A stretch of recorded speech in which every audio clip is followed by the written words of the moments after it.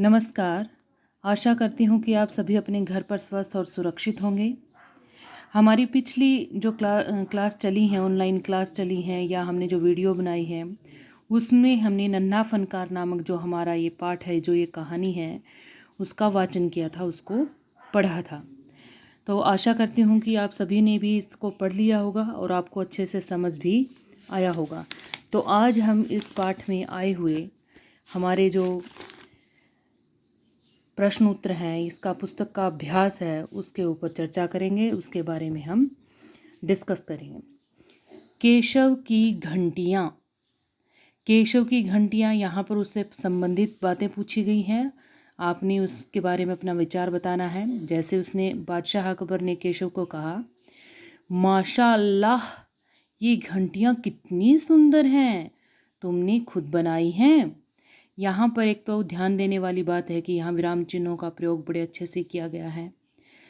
ये उद्धरण चिन्ह होते हैं हमारे। ये हमारा विस्मयादि बोधक है, ये विस्मयादि बोधक है और ये प्रश्नवाचक चिन्ह है। विस्मयादि यानी आश्चर्य प्रकट करने वाला चिन्ह। अब वो आश्चर्य प्रकट कर रहा है, उसके जो उसने घंटियाँ बनाई हुई हैं उसके ऊपर अकबर को बड़ा ही आश्चर्य हो रहा है देखकर। अब उसने ये बात क्यों कही, हमने ये देखना है यहाँ पर। बादशाह अकबर ने यह बात किस लिए कही होगी? केशव के काम की तारीफ में, यह जानने के लिए कि घंटियाँ कितनी सुंदर हैं, केशव से बातचीत शुरू करने के लिए, या घंटियाँ किसने बनाई यह जानने के लिए, या क्योंकि उन्हें यकीन नहीं था कि 10 साल का बच्चा केशव इतनी सुंदर घंटियाँ बना सकता है। या आपके हिसाब से इनके अलावा कोई और कारण हो जो तुम्हें ठीक लगता हो, वो आपने बताना है और अपनी पुस्तक में ही उसको लिखना है। आपने इन जो ये 5 ऑप्शन यहाँ पर दिए हैं, इनमें से किसी और एक के ऊपर आपने टिक लगाना है, या आपको 2 लगते हैं तो 2 के ऊपर टिक लगाएं। ठीक है, जैसे आपको लगता है कि वो तो केशव के काम की तारीफ कर रहा था, या आपको लगता है कि केशव से बातचीत करना चाह रहे थे, जो भी आपको उचित लगता है, आपको लगता है कि ये वाला सही है तो उसके ऊपर आपने टिक लगाना है। या आपको इनके अलावा कोई और कारण लगता है तो उसको आप यहाँ पुस्तक में लिख लें। ज़्यादा बड़ा नहीं लिखना है, जैसे ये एक लाइन में है उसी तरह आपने एक वाक्य में इसको लिखना है। नंबर 2 देखें। केशव पत्थर पर घंटियां तथा कड़ियां तराश रहा था। उसके द्वारा तराशी जा रही घंटियों और कड़ियों का चित्र अपनी कॉपी में बनाओ। ठीक है, और या इसके अलावा आपको कोई खास इमारत याद आ रही हो, जैसे आपने दिल्ली का लाल किला देखा हो या ताजमहल देखा हो, वहाँ पर भी पत्थरों के ऊपर बड़ी सुंदर नक्काशियाँ की गई हैं। अगर आपको उससे संबंधित कोई चित्र मिले तो आप उसको अपनी कॉपी में चिपका सकते हैं। अन्यथा आप अपनी कॉपी में केशव के द्वारा जो घंटियाँ बनाई जा रही थी पत्थर के ऊपर, उनका चित्र अपनी कॉपी में बनाना है। आना जाना। आना जाना में क्या है, एक बार हम इसको ध्यान से पढ़ते हैं, उसके बाद इसके ऊपर चर्चा करते हैं। केशव के पिता गुजरात से आकर आगरा बस गए थे। ये हमने पढ़ा था लेसन के बीच में। केशव के पिता कहाँ से आए थे? गुजरात से। कहाँ आकर बस गए थे? आगरा में। हो सकता है तुम या तुम्हारे कुछ साथियों के माता पिता भी कहीं और से यहाँ आकर बस गए हों। बातचीत करके पता लगाओ कि ऐसा करने का क्या कारण होता है। आप अपने आस पड़ोस में बातचीत करके पता कर सकते हैं। आप अपने दोस्तों के पास कभी बात करते हो, उनके पास फ़ोन करते हो तो उनसे चर्चा कर सकते हैं, क्या कोई उनके आस पड़ोस में ऐसा हुआ है, या कोई आकर बाहर से आकर यहाँ पर रह रहा है, या यहाँ से कोई बाहर चला गया है। जैसे कई लोग विदेश में चले जाते हैं, तो आपके आस पड़ोस में, आपकी रिश्तेदारी में कोई विदेश में चला गया हो तो उसके ऊपर आपने कारण लिखना है, अपनी कॉपी में लिखना है। आना जाना, वहाँ पे छोटी सी एक हेडिंग डालनी है प्रश्न उत्तर के साथ ही, या पहले जैसे भी आप उसको कर रहे हैं ऊपर डाल देना आना जाना। ठीक है, उसके बाद इसके बारे में लिख देना कि वो क्यों गए वहाँ पर, या यहाँ आकर क्यों रह रहे हैं, क्या कारण है, वहाँ क्या काम करते हैं, ये सारी बातें आपने लिखनी। जिस तरह केशव गुजरात से आकर आगरा में, उसके माता पिता, केशव के माता पिता, केशव नहीं, केशव तो आगरा में आने के बाद ही पैदा हुआ था। तो जिस तरह केशव के माता पिता आगरा में आकर रहने लगे थे। कहाँ से आए थे? गुजरात से। क्यों रहने लगे? क्योंकि वहाँ पर वो लोग अपना काम करते थे। तो इस प्रकार आपने दूसरों से भी बातचीत करके इस बारे में पता करके लिखना है। कहानी से। अकबर को पहरेदार की दखलंदाजी अच्छी क्यों नहीं लगी। दखलंदाजी होता है जब बीच में कोई आकर हमें रोकता टोकता, वो होती दखलंदाजी। तो आपको बताना है कि जब अकबर और केशव बातें कर रहे थे, बीच में पहरेदार आ जाता है तो अकबर उसे कहते हैं कि तुम चले जाओ, इशारा करते हैं जाने का। तो उसे क्यों नहीं अच्छा लगा, आपने इसका उत्तर अपनी समझ से लिखना है। लगता है कोई बहुत बड़ा आदमी है। यहाँ पर बड़े आदमी से केशव का क्या मतलब है। केशव ने जब उसके गले में मालाएं, हाथों में अंगूठियां और बड़े उसके सुंदर चमकीले कपड़े देखे तो उसे लगा अवश्य ही ये कोई बड़ा आदमी है। तो ऐसा केशव को क्यों लगा होगा। केशव बड़े आदमी से क्या मतलब है ये बताना आपने। बड़ा आदमी कौन होता है, कैसा होता है बड़ा आदमी, उससे केशव का क्या मतलब है ये आपने लिखना है। खरगोश की सी कातर आंखें। खरगोश की सी कातर आंखें, कातर जिसमें बेबसी का भाव हो, लाचारी का भाव। ऐसी जब खरगोश किसी को देखकर डर जाता है तो उसकी आंखें बेबसी नज़र आती हैं, तो इसमें कातर आंखें उस तरह से हैं। इसी तरह अगर किसी की कोई आदमी डरा हुआ, उसे कहेंगे कि बड़ी ही कातर आंखों से उसे देख रहा था, या कोई पशु पक्षी जो भी डरा हुआ हो। उसी तरह अपने पशु पक्षियों से तुलना करते हुए बहुत सी बातें कही जाती, जैसे हिरन जैसी चाल, कोयल जैसी बोली, ठीक है, मृग जैसे नयन। इस प्रकार के कुछ और उदाहरण आप लोगों ने अपनी नोटबुक में लिखने हैं, अपनी कॉपी में लिखने हैं, ठीक है। अब मेरे ख्याल से आपको ये क्लियर होगा, अच्छे से समझ आया होगा कि आपने क्या लिखना है। हिरन जैसी चाल, पशुओं के साथ मनुष्य की तुलना की जा रही बेटा यहाँ पर। तो आपने देखना है कि जैसे हम कह देते हैं कि उसकी तो अरे बड़ी कोयल जैसी मीठी बोली है, ठीक है, जैसे कोयल को बड़ी मीठी बोली वाला पक्षी माना गया है। इस तरह से अन्य उदाहरण भी आपने लिखने हैं। अकबर ने जब नक्काशी सीखना चाहा तो केशव ने उन्हें संदेह भरी नज़रों से क्यों देखा। अब आप ये प्रश्न हमारा बीच में जब क्या था, अकबर उसे कह रहे थे क्या तुम मुझे भी नक्काशी करना सिखाओगे। जब अकबर ने ये प्रश्न किया तो केशव ने उन्हें संदेह भरी नज़रों से क्यों देखा। आपके हिसाब से आपको क्या लगता है कि केशव क्या सोच रहा था इस जब उसने देखा कि एक बादशाह मेरे से नक्काशी सीखना चाहता है। तो अकबर ने जब ऐसा उसको कहा तो केशव ने अपने मन में क्या सोचा, आपने ये बताना है यहाँ पर। केशव 10 साल का है, क्या उसकी उम्र के बच्चों का इस तरह के काम से जुड़ना ठीक है। अपने उत्तर के कारण ज़रूर बताओ। केशव क्या है, 10 साल का है। आपको पता होगा जो बच्चों से संबंधित जो कानून बनाया गया है बाल संरक्षण अधिनियम के तहत, उसमें 14 साल से कम उम्र के बच्चों का कार्य करना किसी भी चाय की दुकान पर, किसी कारखाने में, वो गैर कानूनी है। तो आपके हिसाब से केशव 10 साल का है, क्या उसकी उम्र के बच्चों को इस तरह के काम से जोड़ना चाहिए या उनको कुछ और काम करना चाहिए, उन्हें क्या करना चाहिए ऐसे बच्चों को। तो मेरे ख्याल से आपका प्रश्न बिल्कुल क्लियर हो चुका है, आप इसका उत्तर अच्छे से लिख पाएंगे। आप उसका कारण बताना और उसको लिखना है। केशव बार बार सबको सुनाता, केशव सबसे क्या कहता होगा। कल्पना करके केशव के शब्दों में लिखो। किस बारे में, जब अकबर केशव के साथ बातें करके चले गए थे उसके बाद केशव बार बार सबको क्या सुना रहा था, ये बात आपने कल्पना करके अपने शब्दों में लिखनी है।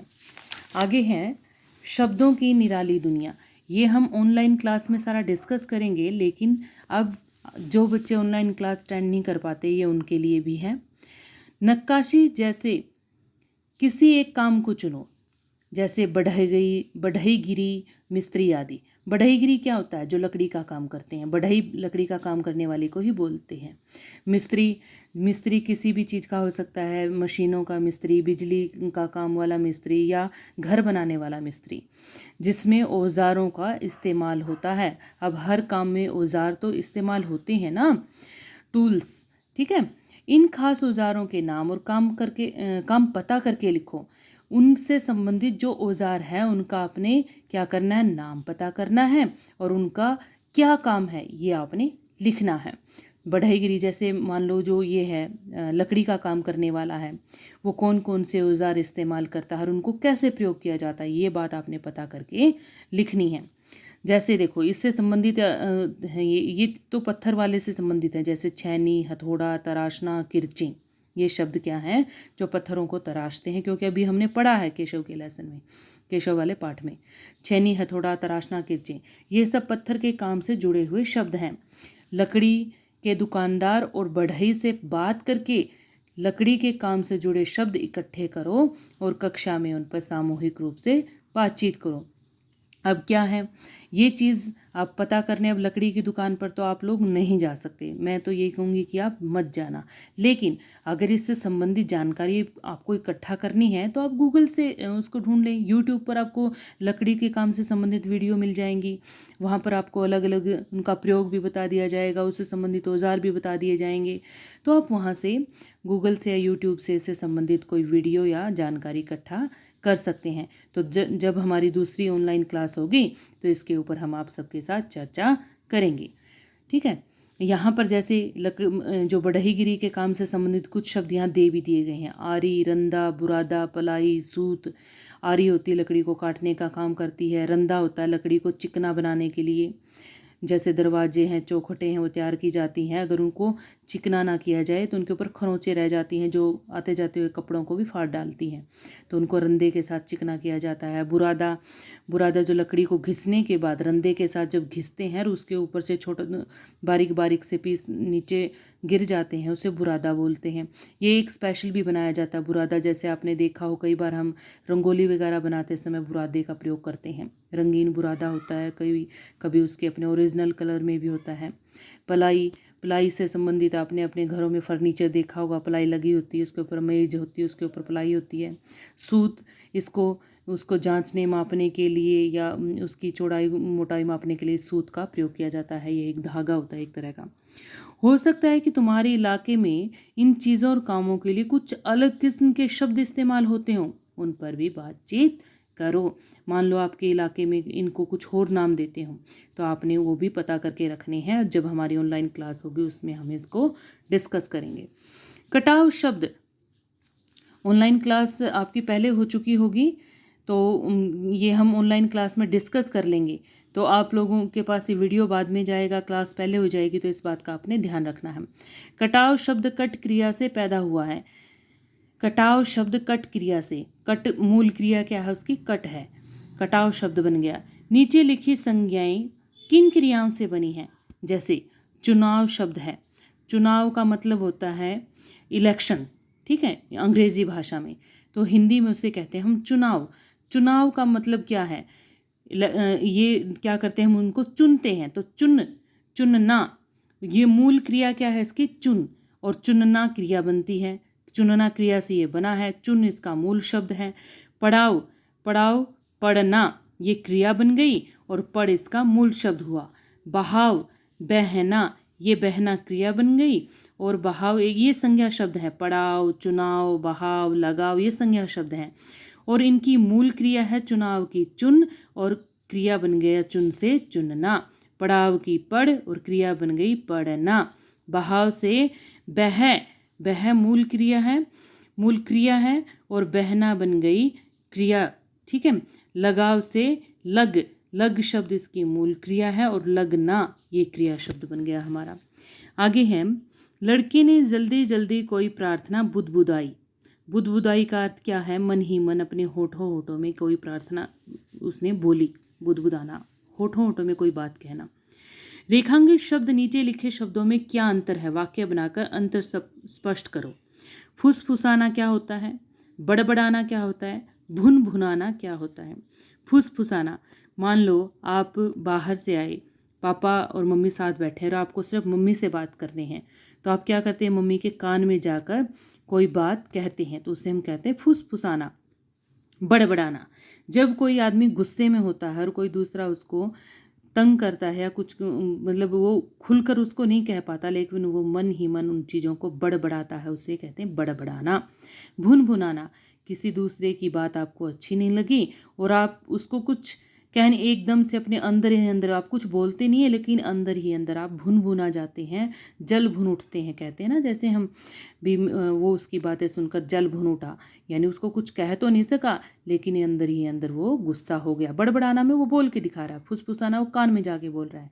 तो मेरे ख्याल से आपको ये क्लियर होगा, भुनभुनाना यानी अंदर ही अंदर अपना गुस्सा प्रकट करना। अब आपने इनसे एक एक वाक्य बनाना है। बेवकूफ़ अगला प्रश्न देखो, नंबर 4 है, बेवकूफ़ खड़ा हो, हुजूर आला के सामने बैठने की ज़रूरत कैसे की तूने, झुककर इन्हें सलाम कर। पहरेदार, महल के पहरेदार ने केशव से यह इसलिए कहा क्योंकि। अब आपको यहाँ 4 ऑप्शन दिए हैं, आपने चारों ऑप्शन पढ़ने हैं और पढ़ने के पश्चात उनमें से जो भी आपको सही लगे उसको अपनी पुस्तक में टिक लगाना है, निशान लगाना है।